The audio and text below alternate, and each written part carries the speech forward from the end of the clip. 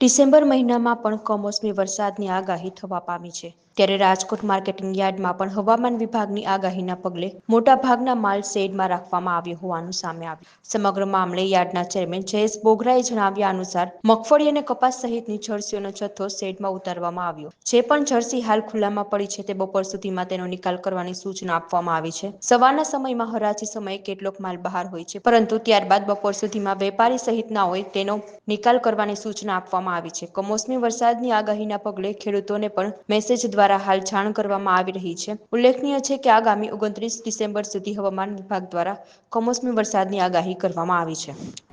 ગુજરાત સરકારના હવામાન વિભાગ દ્વારા જે માવઠાની આગાહી તારીખ 26, 27, 28 અને 29ની આપવામાં આવેલ છે, એના અનુસંધાને રાજકોટ માર્કેટિંગ યાર્ડ દ્વારા ખેડૂતોને મેસેજ દ્વારા જાણ કરવામાં આવે છે.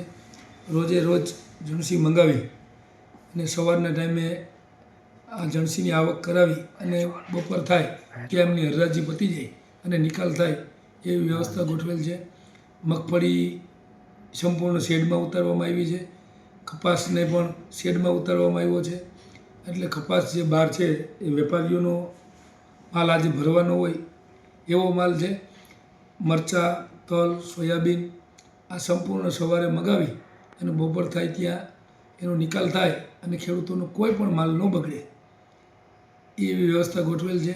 ખેડૂતોને એક વિનંતી કરું છું કે આ 2-3 દિવસ જરૂરિયાત હોય એવા જ ખેડૂતો યાર્ડમાં માલ વેચવા આવે અને જે રીતે યાર્ડ મેસેજ દ્વારા માલ મંગાવે એ રીતે માલ લઈને આવે, જેથી કરીને ખેડૂતોનો માલ પલળે નહીં એની સંપૂર્ણ જવાબદારી યાર્ડ દ્વારા રાખવામાં આવી છે. અને યાર્ડના વ્યવસ્થા તંત્ર સ્ટાફ દ્વારા સંપૂર્ણ સતર્ક પગલાં ભરવામાં આવ્યા છે. જે અમુક પાક જે બહારે પડ્યો છે ખેડૂતોનો, તેને લઈને શું અત્યારે જે આજની તારીખમાં ખેડૂતોનો માલ જે બહાર છે, તલ ને એવું, એમની હરાજી બપોરે 12 વાગ્યા સુધીમાં સંપૂર્ણ થઈ જશે અને વેપારીઓ એમનો માલ ભરી લેશે. કપાસ રહે એ વેપારીનો માલ છે અને એ એમને ગાડીનો મેળ કરવા માટે રાખ્યો હોય એ પણ આજે ઉપાડી લેશે.